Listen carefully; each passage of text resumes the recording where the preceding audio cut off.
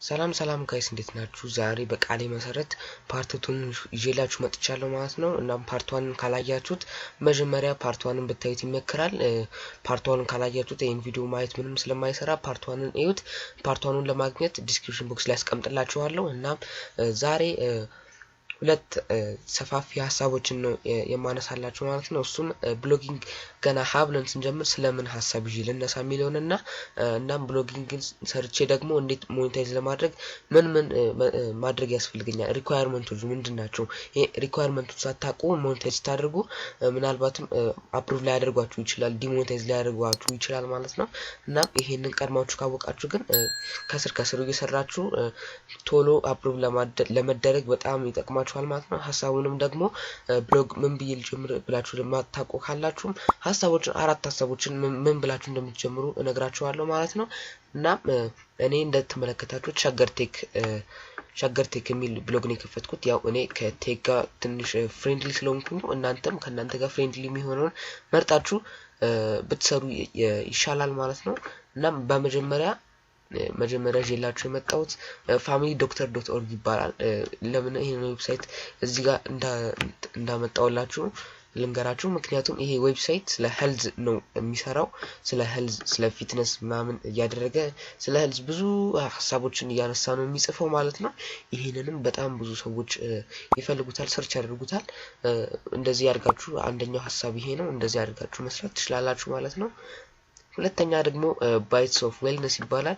ይሄ ደግሞ ስለ ስፖርት ነው፣ ስለ ምግብ አመጋገብ ምናምን እንዴት ምን ማድረግ አለብን ስፖርት ከሰራን በኋላ ምግቦችን ምናምን ፕሮቲን ምን ውስጥ ምን አይነት ምግብ ውስጥ ነው ያለው ምናምን የሚሉትን እዚህ ዌብሳይት ላይ ታገኛላችሁ። እናንተም ከዚህ የተማራችሁ መውሰድ ትችላላችሁ ማለት ነው። እናም እዚህ ጋር አፊሊየት ማርኬቲንግ ይሰራል ማለት ነው። ይሄ ዌብሳይቱ ላይ ያስከፍላችሁ መስራት ትችላላችሁ ማለት ነው። እናም ሁለተኛው ሐሳብ ይሄ ነው። ሶስተኛው ደግሞ ዘቨርጅ ይባላል። ዘቨርጅ የተባለው ብሎግ ወይም ዌብሳይት ደግሞ ስለ ቴክ ነው የሚያነሳው ማለት ነው። እዚህ ጋር ቴክ ሪቪው፣ ሳይንስ፣ ክሬተርስ፣ ኢንተርቴይንመንት፣ ቪዲዮ፣ ፊቸርስ፣ ፖድካስትስ ምናምን በጣም ብዙ አይነት ነው የሚሰራው። እኔም እንደዚህ አይነት ነው ለመስራት የምሞክረው ማለት ነው። ቴክ እንደዚህ ያደርጋችሁ መስራት ትችላላችሁ። ቴክ ደግሞ በጣም ብዙ ሰው በሚሊዮን የሚቆጠር ሰው በጣም ይፈልጋል። በቀን ውስጥ በጣም ብዙ ሚሊዮን ሰው ስለ ቴክ ጉግል ላይ ሰርች ያደርጋል። እናንተም ይሄንን አስባችሁ ስለ ቴክ ሐሳብ መስራት ትችላላችሁ ማለት ነው። እናም እንደምትመለከቱት ዌብሳይቱ ኢንተርፌሱ ምናምን በጣም ያምራል። እንዴት እንደዚህ አድርጋችሁ እንደምታሰማምሩት ደግሞ ፓርት 3 ላይ ይዤላችሁ እመጣለሁ ማለት ነው። እናም እንደምትመለከቱት ስለ ቴክ ነው የሚጽፈው። እናም እዚህ ጋር እንደምትመለከቱት ማይክሮሶፍት አናውንስ ኒው ዌብካም ይለናል። ማይክሮሶፍት ስለሰራው አዲስ ዌብካም ምናምን እንደዚህ ያደረገ ነው ስለ ጋጀቶች ሪቪው የሚሰራው። ይሄን ለመስራት በጣም ቀላል ነው። በቀጣይ ቪዲዮ ላይ ደግሞ እንዴት እንደምትሰሩ እንደዚህ ብሎግ ፖስቶችን እንዴት ፖስት እንደምታደርጉ ፖስቶችን ከየት እንደምታመጡ ምናምን በጣም ብዙ ቲዩቶሪያሎችን ከዚህ በኋላ ይዤላችሁ እመጣለሁ ማለት ነው። እናም ደግሞ የመጨረሻው ወይም አራተኛው ሐሳብ ደግሞ wsls.com የተባለው ዌብሳይት ነው። እሱም ስለ ዜና ወይም ኒውስ ነው የሚሰራው ማለት ነው። ኒውስ ደግሞ በጣም ብዙ እጅግ በጣም ቢሊየን የሚቆጠሩ ሰዎች ኒውስን በየቀኑ ይፈልጋሉ ማለት ነው። እናንተም ኒውስ ልትሰሩ ትችላላችሁ። ኒውስም ለመጻፍ እጅግ በጣም ቀላል ነው። ኒውስ በጣም ብዙ ኒውስ ዌብሳይቶች አሉ። እንዴት ኒውስ እንደምትጽፉ ከየትስ ኒውስ እንደምታገኙ ምናምን በቀጣይ ቪዲዮ ላይ ያሳያችኋለሁ ማለት ነው። ዛሬ ሐሳቦችንና ሪኳየርመንቶችን ነው ማሳያችሁ ብያችኋለሁ። ኒውስ እንደምትመለከቱት ይሄ ዌብሳይት በጣም ብዙ ኒውስ አለው ማለት ነው። በየሰዓቱ ነው የሚለቀው 10 hours ago 13 hours ago ማለት ነው። አክቲቭ መሆን አለባችሁ ኒውስ ለመስራት። ምናልባትም ይሄ ሰዓታችሁን ሰጣችሁት ልትሰሩት የሚገባ የሆነ ስራ ነው ማለት ነው። ኒውስ እኔ አንዳንዴ ሪኮመንድ አላደርጋችሁም፣ ምክንያቱም ኮንሲስተንት መሆን ይጠበቅባችኋል። ምክንያቱም ቀን በቀን ወይም ሰዓት በሰዓት ነው መልቀቅ ያለባችሁ። አንድ ቀን ያለፈ ሁለት ቀን ያለፈ ዜና ብትለቁ ማንም ስለማያላችሁ ማለት ነው። እናም አሁን ደግሞ በቀጥታ ወደ ሪኳየርመንቶቹ አመራለሁ ማለት ነው። እና በመጀመሪያ ሪኳየርመንቶቹን ልንገራችሁ። በመጀመሪያው ራይት ሃይ ኳሊቲ ኮንተንትስ ነው። ሃይ ኳሊቲ ኮንተንት ያላቸው ማለትም አሁን ያሳያችሁ ከአራቱ ሃይ ኳሊቲ ኮንተንቶች ናቸው። አራቱን ብሎግ ፖስታችሁ ላይ ከአራቱ አንዱን ብታደርጉ ከነሱ ህግ ጋር ሚት ያደርጋል ማለት ነው። ሁለተኛው ደግሞ ሪኳየርመንት ኦፕቲማይዝ ብሎግ ፖስት when meta tags and make it search engine friendly። ይሄ ምን ማለት ነው? ኦፕቲማይዝ ብሎግ ፖስት ማድረግ ማለት ኦፕቲማይዝ ማስተካከል እናም ደግሞ ከሰርች ኢንጂን ጋር ፍሬንድሊ ማድረግ ነው። ይሄ ማለት ሰርች ኢንጂን ላይ ፍሬንድሊ ማድረግ ማለት ሰርች ሲደረግ ማምጣት ማለት ነው። ኤስኢኦ ሰርች ኢንጂን ኦፕቲማይዜሽን ማድረግ ማለት ነው። እንዴት እንደሱ እንደምታደርጉት በመጨረሻው ፓርት ላይ አመጣላችኋለሁ ማለት ነው።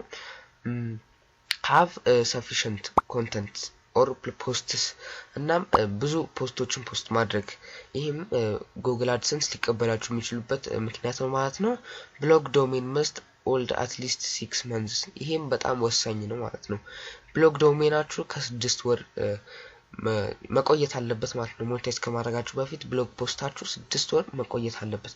ከ6 ወር በፊት ሞኔታይዝ ልታደርጉ ብትሞክሩ ሞኔታይዝ አያደርጓችሁ ማለት ነው። እና ሌላው ደግሞ ቼክ ኢፍ ብሎግ ኢዝ ኖት ብሎክድ ባይ ጉግል ይላል። ይሄ ምን ማለት ነው? ብሎጋችሁ በጉግል ብሎክ አለመደረጉን እርግጠኛ መሆን አለባችሁ። ብሎክ እንዳልተደረገም ለማወቅ ቀጥታ ወደ ብሎገራችሁ ሄዳችሁ ሪሎድ ማድረግ ነው። ሪሎድ ስታደርጉት ተመልሶ እንዲከመጣ ብሎክ አልተደረገም ማለት ነው።